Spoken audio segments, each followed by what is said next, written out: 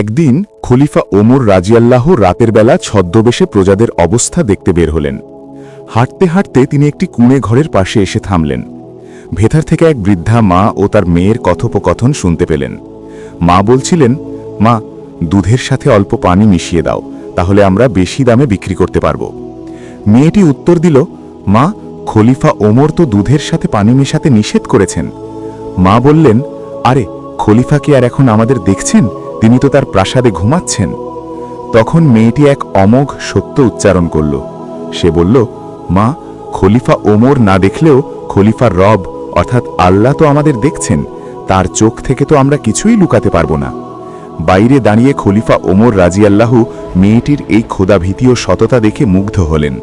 পরবর্তীকালে তিনি সেই সৎ মেয়েটির সাথেই তার ছেলের বিয়ে দিয়েছিলেন। এই গল্পের শিক্ষা, মানুষ দেখুক বা না দেখুক, আল্লাহ সবসময় আমাদের দেখছেন, এই বিশ্বাস অন্তরে রাখা। সততা মানুষকে সম্মানের শিখরে পৌঁছে দেয়। বিপদে বা অভাবে পড়েও কখনো অন্যায়ের পথ বেছে নিতে নেই।